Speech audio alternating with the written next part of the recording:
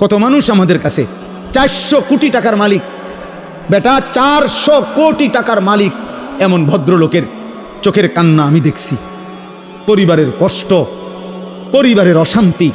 বলতেছে হুজুর গোটা পৃথিবী জানে, সকালবেলা আমার অফিসের হাসি দেখলে আমার 1,20,00,000 টাকা দামের 4টা গাড়ি প্রতিদিন আমার ঘরের সামনে রেডি থাকে, ড্রাইভার 4 জন আলাদা। আমার যেদিন যেটাতে মন চায় আমি সেটাতেই উঠি। প্রতিটা গাড়ির ন্যূনতম দাম 1,20,00,000 টাকার উপরে, মালিশান বাড়ি। কিন্তু পৃথিবীবাসী মনে করে আমি কত সুখী, কিন্তু আমি জানি হুজুর আমার একাকিত্ব রাত নির্ঘুম কাটে। শত শত রাত আমি কোনো দিন 1 ফোঁটা ঘুমাইতে পারি না। আজ আমাদের সবচেয়ে বেশি গুনাহ আমাদের নজরের গুনাহ। আর এই নজরের কারণেই ধীরে ধীরে প্রত্যেক মানুষ যখন চোখ দিয়ে গুনাহ করে, এই মোবাইলে নারী দেখে, ছবি দেখে, উলঙ্গ দৃশ্য দেখে, হারাম নাজায়েজ ছবি দেখে, রাস্তায় দেখে বেপর্দা বেহায়া নারী দেখে, নিজের আত্মীয় স্বজনের থেকে হোক আর রাস্তার মহিলা হোক, প্রত্যেক মানুষের চোখে যা দেখে হারাম তা অন্তরে আইসা জমা হয়। আর অন্তর থেকে ধীরে ধীরে পরিকল্পনা, প্ল্যান, প্রোগ্রাম বাড়াইতে বাড়াইতে বাড়াইতে বাড়াইতে একসময় লজ্জাস্থানের দ্বারাও জিনা এবং ব্যভিচারের গুনাহ হয়ে যায়। নাউজুবিল্লাহ, নাউজুবিল্লাহ, নাউজুবিল্লাহ। আজকে ছেলেরা তোমাদের চেহারা দেখলে বোঝা যায় বাপ, মাত্র বয়স 18 বছর, চেহারার মধ্যে রসকস নাই। 16, 18, 20 বছরের ছেলেদের সাফা ভিতরে ঢুকে গেছে। তোমাদের চুল দেখলে বোঝা যায়, তোমাদের চেহারার বিমর্ষ ভাব দেখলে বোঝা যায় গুনাহ করতে করতে তোমরা ক্লান্ত, গুনাহ করতে করতে ক্লান্ত। অনেক ছেলে আছে, আমি তো জানি ভাই, আমার অনেক ছেলের সাথে সম্পর্ক আছে, শত শত ছেলের সাথে। ওরা নিজেরাও বলছে হুজুর মাঝে মাঝে গুনাহ করতে করতে ক্লান্তি, অর্থাৎ মোবাইল দেখতে দেখতে আর ভাল লাগে না, তো এমনি হাত টানা দিয়া মানে শুধু শুধু টানতেছে, মানে আর ভাল লাগতেছে না। ও কি করবে, আহারে তার জবান দিয়া তো আল্লাহর নাফরমানের শয়তান তারে এমন মোহর মারিয়া দিছে, 2-4-10 ঘন্টাতে তো এই নাফরমান মোবাইলের এই দৃশ্যগুলো ছাড়া, মোবাইলের আর বন্ধুদের আড্ডা ছাড়া একটা বার তার মুখ দিয়ে আল্লাহ এই শব্দটাও বাইর হয় না। এই জানোয়ার সুখ পাবে কেমনে? এই হাইওয়ান সুখ পাবে কেমনে? ও তো ভিন্ন কিছু জানেই না, ও তো সেজদার মজাই জানে না, ও তো আল্লাহকে ডাকার মজাই জানে না, ও আল্লাহর রাস্তায় দান করার মজাই জানে না, ও আল্লাহর ইলম দ্বীন শিখার মজাই তো জানে না।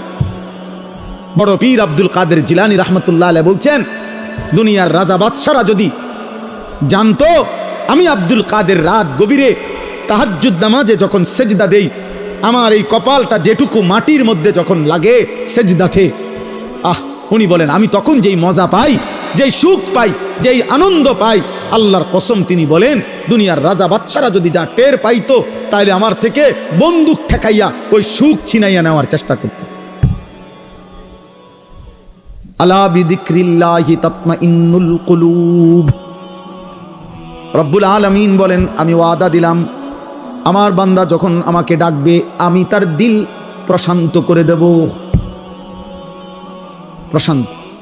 এই জন্য দিল শান্ত হয় আল্লাহকে ডাকলে, আল্লাহর হুকুম মানলে। এই জন্য যার স্ত্রী আছে হালাল পবিত্র স্ত্রী, তার দিল শান্ত হয়, সে এক নারীতেই তৃপ্ত হয়। কিন্তু যেই হাইওয়ান, যেই চতুষ্পদ মানুষ নামের জানোয়ার, রাত সারা রাত 10,000 না 10 লক্ষ নারীও যদি উলঙ্গ দেখে, সকালবেলা ঘুম থেকে উঠলেই আবার ওই জানোয়ার, ওই মানুষরূপী পশু আবার নারী দেখতে মন চায়, তার কোনো দিন তৃপ্তি নাই, তার কোনো দিন তৃপ্তি নাই। শায়েখ আলী তানতাবি একজন বড় আরবের বড় বিখ্যাত আলেম ছিলেন, তিনি বলছেন যে হে যুবক, তোমারে যদি কারুনের সমপরিমাণ সম্পদ দেওয়া হয়, তোমাকে যদি 10,000 নারী, হারাম নারী তোমার বিছানায় দেওয়া হয়, কারুনের সব সম্পত্তিও যদি তুমি তাদের পিছনে ব্যয় করো, আর 10,000 নারীকেও যদি তুমি উপভোগ করো, নাউজুবিল্লাহ, তিনি বলেন তারপরও খোদার কসম তুমি তৃপ্ত হবে না। কিন্তু একজন রবের পক্ষ থেকে নির্ধারণ করা পবিত্র স্ত্রী, সেটা 70 বছর তোমার তৃপ্তি এনে দিবে। এই জন্য কোনো ছেলে যদি বুঝে থাকো, বুঝে থাকো, আল্লাহর দিকে ফেরো বাবা, আল্লাহর দিকে ফেরো। আমি বলছি তো, আমি একজনের আশাতেই বলি, একজন কেউ একজন বদলাবে, শুনবে এখানে, হয়তো বদলাবে আরেকখানে, এমনও হইতে পারে। আলহামদুলিল্লাহ, আমাদের বয়ান আছে, ওলামাদের বয়ান আছে, হয়তো বলছি এখানে, কিন্তু বদলায় গেছে 1000 মাইল দূরে। স্পেন থেকে যুবক ফোন দিয়া বলছে, হুজুর, কানতে কানতে অঝোর ধারায়, যে হুজুর আপনার কথায় গুনাহ ছেড়ে দিলাম, জিন্দিগি বদলায়। অথচ আমি কোনো স্পেনে বয়ান করি নাই, করছি বাংলাদেশে, বদলে গেছে স্পেনে। বলেছি বাংলাদেশে, বদলে গেছে আমেরিকার মিশিগানে। আমেরিকার একটি গুরুত্বপূর্ণ অঞ্চল আছে মিশিগান, ওই জায়গার নাম। ওইখানের এক যুবক সেদিন মেসেজ দিছে যে হুজুর ছেড়ে দিলাম গুনাহ।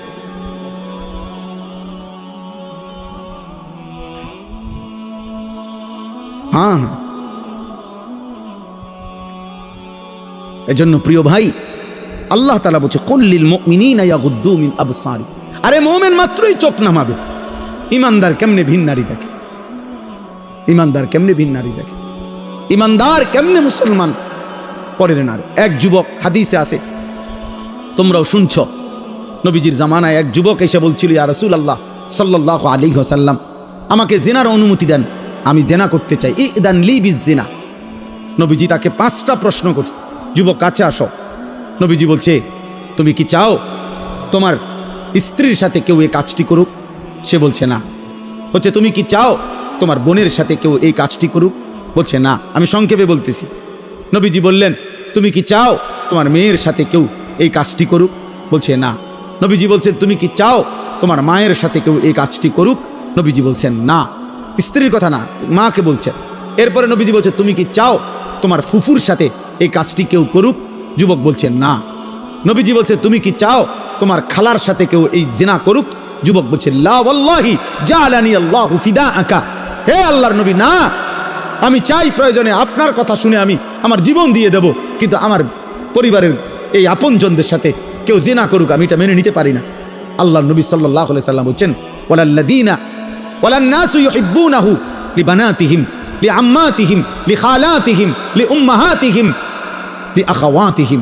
আল্লাহর নবী বলেন, তাহলে যুবক শুনো, কোনো মানুষও তার বোনের সাথে কেউ জিনা করুক এটা চায় না, কোনো মানুষও তার খালার সাথে কেউ জিনা করুক এটা চায় না, কোনো মানুষও তার ফুফির সাথে কেউ জিনা করুক এটা চায় না, কোনো মানুষও তার মায়ের সাথে কেউ জিনা করুক এটা চায় না, কোনো মানুষও তার মেয়ের সাথে কেউ ব্যভিচার করুক এটা চায় না। তো তুমি কেমনে করবে? যুবক বলছে, ইয়া রাসূলুল্লাহ, আল্লাহর কসম, আমি ছেড়ে দিলাম, ছেড়ে দিলাম নবী। আহা, এই কথা তো আমি ভাবি নাই এভাবে। আল্লাহর নবী সাল্লাল্লাহু আলাইহি সাল্লাম বলছে, যুবক তুমি আমার কাছে আসো। তো ছেলেটা কাছে আসছে। নবী সাল্লাল্লাহু আলাইহি সাল্লাম তার বুকের মধ্যে হাত মোবারক রেখে বলছে, 3টা দোয়া করে দিছে এই ছেলেকে। আল্লাহুম্মা গফির যামবাহু, আল্লাহ তার গুনাহগুলো মাফ করে দেন। ওয়া তাহহির কলবাহু, তার অন্তরটা পবিত্র করে দেন। ওয়া হাসসিন ফারজাহু, আল্লাহ তার লজ্জাস্থানটাকেও পবিত্র রাখেন। সাহাবারা বর্ণনা করছে, এই যুবক এরপরে মৃত্যু পর্যন্ত আর কোনোদিন 1 সেকেন্ডের জন্য ফালাম ইয়ালতাফিত ইলা শাইইন, সে আর কোনোদিন কোনো ভিন নারীর দিকে তাকায়নি। তোমরা না ফিরলে বাপ, আল্লাহর জন্য লড়বে কে বাপ? গাজার মানুষের জন্য কে কাঁদবে? ফিলিস্তিনের হামলা শেষ হলে ইসরায়েল থাইমা যাবে? কথা বলে না। ফিলিস্তিনের মুসলমান নিশ্চিহ্ন হয়ে গেলে ইয়াহুদিরা থেমে যাবে তো? আমেরিকা থেমে যাবে তো? তোমরা জানো বাপ, আমাদের পার্বত্য চট্টগ্রাম, আমাদের বাংলাদেশের পার্বত্য, ও দেন একটা কাগজ দেন না, এটা দেন, এদিকে দেন।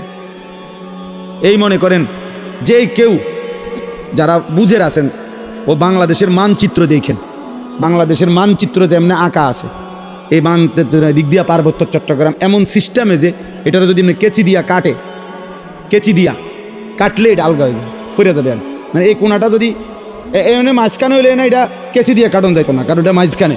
কিন্তু এটা যদি এই পাশে হয়, তাহলে এই কাগজের এই জায়গায় এটা, এই কোনা এটা কাটন যাবো নি, কাটলে কি হবে? এটা পড়ে যাবে না এদিকে। এই ঠিক আমাদের পার্বত্য চট্টগ্রাম কক্সবাজার এই সাইডে দিয়ে, মানে এটা এমন সিস্টেম যে আমি যদি কাটতে লাই, এটা থাইকে যাবে, এটা আলগা যাবে। যেই কোনো সময় আমাদের এই পার্বত্য চট্টগ্রাম দুশ্মন কেটে ফেলবে, মানে আলাদা করে ফেলবে, আলাদা করে ফেলবে। তোমরা দেখো, তোমরা শুনবা বাপ, এই ছোট্ট মাত, এমনিতেই বাংলাদেশ ছোট্ট, যারা ওয়ার্ল্ড ম্যাপ দেখছো, বিশ্ব মানচিত্র, ওই বিশ্ব মানচিত্রের মধ্যে বাংলাদেশের জায়গাটা দেখো। বাংলাদেশের লাগে জায়গা যে দূর, বাংলাদেশের নামটা একটু বড়, মানে বাংলাদেশ লিখতে এটাতে আটে না, আটে না। বাংলাদেশের অক্ষর বড়, বাংলাদেশ অক্ষর বেশি, জায়গা কম। সেখান থেকে যদি এই পার্বত্য চট্টগ্রাম হলো বাংলাদেশের 10 ভাগের 1 ভাগ, মানে পুরা বাংলাদেশের পার্বত্য চট্টগ্রাম 3টা জেলা, রাঙ্গামাটি, খাগড়াছড়ি, বান্দরবন, এই 3 জেলা মিল্লা বাংলাদেশের 10 ভাগের 1 ভাগ হলো এই 3 জেলা। বাকি 61 জেলা মিল্লা হলো 9 ভাগ। তাহলে কত বড় চিন্তা! নামে না 3টা জেলা, কিন্তু এরিয়া অনেক বড়। এবং মেন বাংলাদেশের পাহাড়, বাংলাদেশের মেন বনজ সম্পদ ওইখানে, বাংলাদেশের মেন নয়নাভিরাম দৃশ্য, বাংলাদেশের মেন পর্যটন কেন্দ্র, বাংলাদেশের উপার্জনের পর্যটন খাতের কোটি কোটি টাকার মেন খাত্র হলো এইটা কক্সবাজার, সেন্ট মার্টিন, পার্বত্য চট্টগ্রাম। ওইটা কেটে ফেলবে। তোমরা বুঝতেছ না। তোমরা যদি আল্লাহ হায়াত দেয়, তোমরা আরো বাঁচবা বাবা। আল্লাহ চাইলে তোমরা যাদের বয়স এখন 20 বছর, আল্লাহ হায়াত দিলে ইনশাআল্লাহ তুমি আরো 40 বছর বাঁচবা, আরো 60 বছর বাঁচতে পারো হয়তো। তো সেই পর্যন্ত যদি তোমার জন্মভূমি নিরাপদ না থাকে, তো তুমি কোন ভূমিতে থাকবা? মাতৃভূমি ছেড়ে দিবা কেমনে বাপ? কথায় কথা কইলেই তো আর একটা এলাকা ছেড়ে দেওয়া যায় না। আমরা সবগুলো মানুষরা যদি বলে যে আমরা অন্য কোথাও চলে যান, আমরা কই যাব? ইন্ডিয়া আমরা আশ্রয় দিব? হ্যাঁ, ইন্ডিয়া আমাদেরকে জায়গা দিবে? কথা বলে না।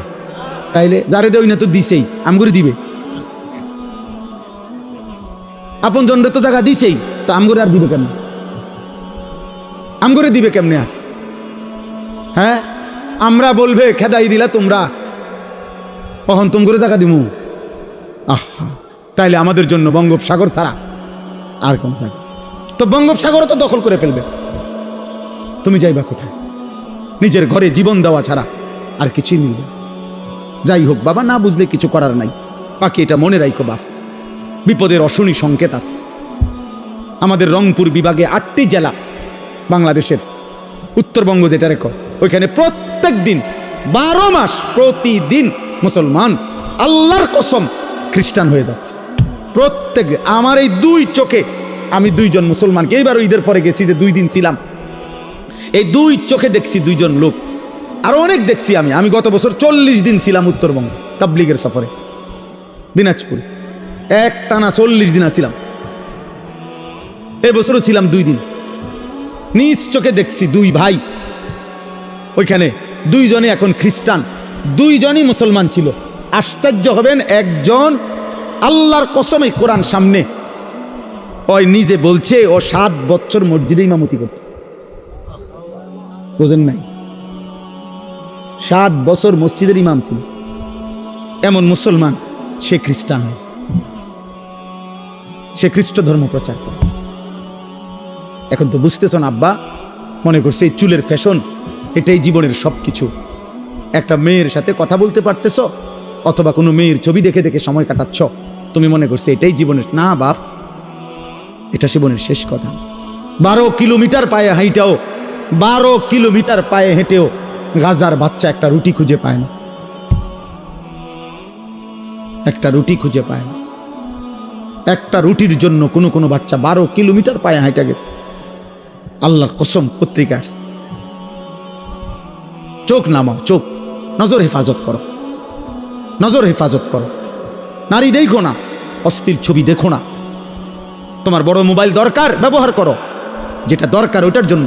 তোমার মাদ্রাসার কাজ, তোমার স্কুলের পড়ালেখার কোনো কাজে, ব্যবসার কোনো কাজে, চাকরির কোনো কাজে, ঠিক আছে ভাই, যেটুকু দরকার ওইটুকু ব্যবহার করো। কিন্তু সারা দিন রাত 24 ঘন্টা মোবাইলটারে বুকের সাথে রাখা, জীবনের সাথে বেঁধে ফেলা, এটা তো ভাইয়া ভালো করবে না। আমরা চেষ্টা করলাম বুঝাইতে, রাত গভীরে আমি বললাম, ইয়াগুদ্দু মিন আবসারিহিম, আল্লাহর ওয়াদা, ইন্নাল্লাযীনা ইউহিব্বুনা আন তাশিআল ফাহিশাতু ফিল্লাযীনা আমানু লাহুম আযাবুন আলীমুন ফিদ দুনিয়া ওয়াল আখিরাহ। নওজোয়ান শোনো এই কোরআনের আয়াত। আল্লাহ বলছে, যাদের দ্বারা সমাজে অশ্লীলতা ছড়িয়ে পড়ে, বেহায়াপনা ছড়িয়ে পড়ে, আমি তাদেরকে দুনিয়াতেও কঠিন শাস্তি দেব, আখিরাতেও কঠিন শাস্তি দেব। ফিদ দুনিয়া ওয়াল আখিরা, কোরআন শরীফের আয়াত। আল্লাহ ওয়াদা দিছে এখানে, আল খাবিসাতু লিল খাবিসিন ওয়াল খাবিসুনা লিল খাবিসাত।